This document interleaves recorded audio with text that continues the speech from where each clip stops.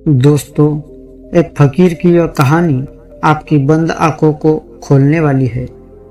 दिल को छू लेने वाली यह बेहतरीन कहानी आपको जीवन और मौत की सच्चाई से अवगत कराएगी। एक गांव के बाहर दूर खेतों की ओर एक फकीर का झोपड़ा था। वह बीते कई वर्षों से अकेला ही उस झोपड़े में रहता था। एक दिन वह अपने झोपड़े के बाहर समाधिस्थ बैठा हुआ था। तभी उधर से कुछ मुसाफिर गुजरे और उन्होंने उस फकीर से पूछा, महात्मन, हमें बस्ती की तरफ जाना था, लेकिन हम राह से भटक गए हैं। क्या आप हमें बता सकते हैं कि बस्ती की तरफ कौन सा रास्ता जाता है? उस फकीर ने यात्रियों से पूछा, क्या सचमुच बस्ती की तरफ जाना चाहते हो या मरघट की तरफ? फकीर की यह बात सुनकर एक मुसाफिर नाराज होते हुए बोला, कैसे आदमी हो तुम?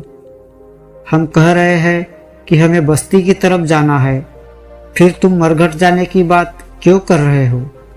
फकीर ने कहा, मैं तुम्हारे प्रश्न से आश्वस्त हो जाना चाहता हूँ ताकि मैं ठीक ठीक बता सकूं। क्योंकि कई लोग ऐसे हैं जो बस्ती को मरघट समझते हैं और मरघट को बस्ती। इसलिए मैंने पूछ लिया कि कहीं तुम भी तो उसी भूल में नहीं हो।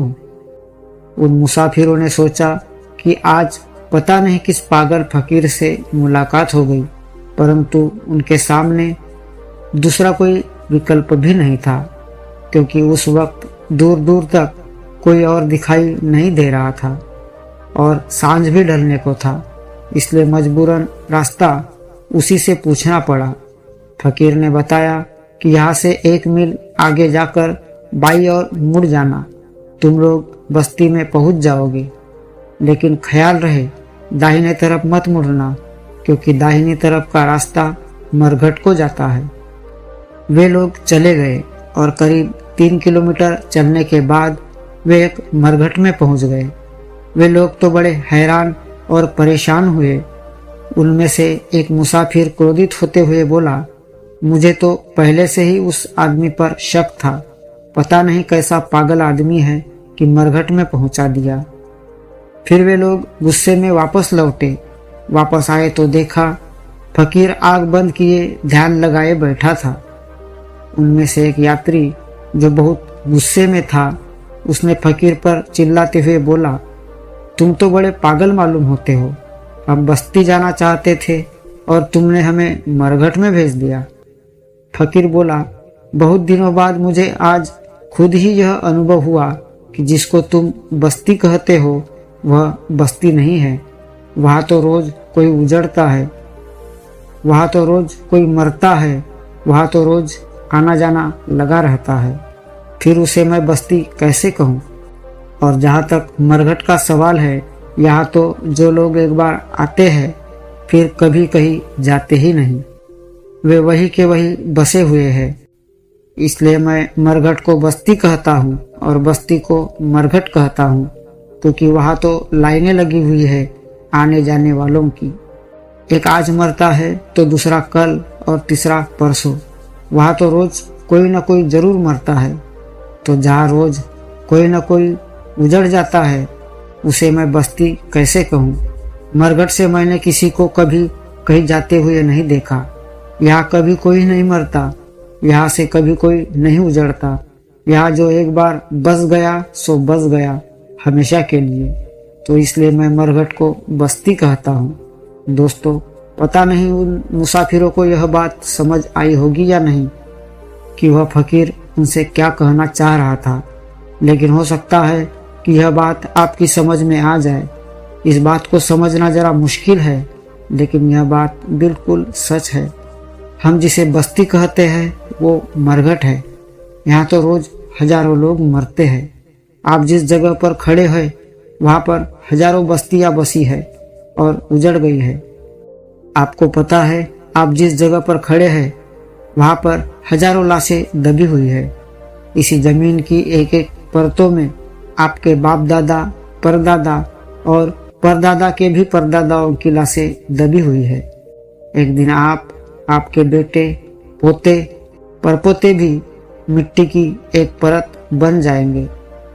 इसलिए आप इस भूल में मत रहना कि आप किसी बस्ती में रहते हैं और आप जिसे जीवन कहते हैं वास्तव में वह तो निरंतर चलने वाली मृत्यु की एक प्रक्रिया है, और यह प्रक्रिया मनुष्य के जन्म के साथ ही प्रारंभ हो जाती है और तब से मनुष्य रोज थोड़ा थोड़ा मरता है। मृत्यु के दिन तो केवल उस प्रक्रिया की समाप्ति होती है। शायद आपको इस बात का एहसास भी नहीं होगा कि आपका शरीर सबसे बड़ा मरघट है। आपके शरीर में हर दिन लाखों जीव मरते हैं और लाखों जीव जन्म लेते हैं। विज्ञान के अनुसार हमारा शरीर करोड़ों अरबों जीवित कोशिकाओं से बना हुआ है और प्रतिदिन लाखों कोशिकाएं मरती है और लाखों पैदा होती है। अगर आप जरा ध्यान से सोचें तो पाएंगे कि आपके शरीर में कुछ भी स्थायी नहीं है। आपकी सोच, आपके विचार, आपकी आकांक्षाएं सब कुछ निरंतर बदलती रहती है। जो आज तुम्हारा है वह कल किसी का था और परसों किसी और का हो जाएगा, क्योंकि परिवर्तन ही संसार का नियम है। अर्थात यह समस्त ब्रह्मांड एक स्वप्न के सदृश्य है। इस अनंत ब्रह्मांड में एक परमात्मा के सिवा और कुछ भी शाश्वत नहीं है। इसलिए आप इस भ्रम में ना रहे कि आपका जीवन नित्य, अखंड और अविनाशी है। आपका जीवन तो एक स्वप्न है, एक धोखा है, एक भ्रम है, और आप सारी उम्र इसी भ्रम में पड़कर इस मृत जीवन को हमेशा के लिए अपना बनाने की कोशिश करते हैं। आप इस मृत शरीर को जीवित समझकर इसे सुख पहुंचाने की चेष्टा करते हैं। सारी उम्र दौलत, शोहरत, पद प्रतिष्ठा, सुख सुविधा, वासना, जवानी, ताकत, अहंकार इत्यादि को प्राप्त करने और इसे कायम रखने की चेष्टा करते रहते हैं। और इसी चेष्टा में आप चोरी, बेईमानी, स्वार्थ, घृणा, ईर्ष्या, छल कपट, नफरत, दुराचार, दुर्व्यवहार और दुर्भावना से प्रेरित बुरे कर्म करते रहते हैं। लेकिन जरा सोचिए कि आप इन भौतिक चीजों के पीछे भागते भागते आखिर कहाँ पहुंचेंगे। आखिर में तो आपकी मंजिल मरघट ही होती है। आपका यह मृत शरीर आखिर में मरघट में ही पहुंच जाता है और आपकी सारी उम्र की आपाधापी व्यर्थ ही साबित होती है। क्या इसी आपाधापी को आप जीवन कहते हैं? दोस्तों, कहते हैं कि सुबह का भूला अगर शाम को घर वापस आए तो उसे भूला नहीं कहते। आपके पास अभी भी समय है। इससे पहले कि आपका यह नश्वर शरीर जीर्णावस्था को प्राप्त हो जाए और आप निशक्त और निरुपाय हो जाए, अभी से आप अपने अंतर्मन में उतरकर आत्म साक्षात करें और जीवन की सच्चाई को खोजें। अपने भीतर मौजूद परमात्मा तत्व को जाने, खुद को पहचाने और अपने अस्तित्व की उत्पत्ति को सार्थक बनाने का प्रयास करें। अन्यथा जिस दिन बुलावा आ गया उस दिन सिवाय पछतावे के कुछ हाथ नहीं आएगा। दोस्तों, उम्मीद है आज की यह कहानी आपको जरूर पसंद आई होगी। तो वीडियो को लाइक करें, शेयर करें तथा इसी प्रकार के नए नए वीडियो देखने के लिए हमारे चैनल को सब्सक्राइब अवश्य करें। तो जल्द ही मिलते हैं एक नई कहानी के साथ। तब तक के लिए आप अपना ख्याल रखिए। धन्यवाद।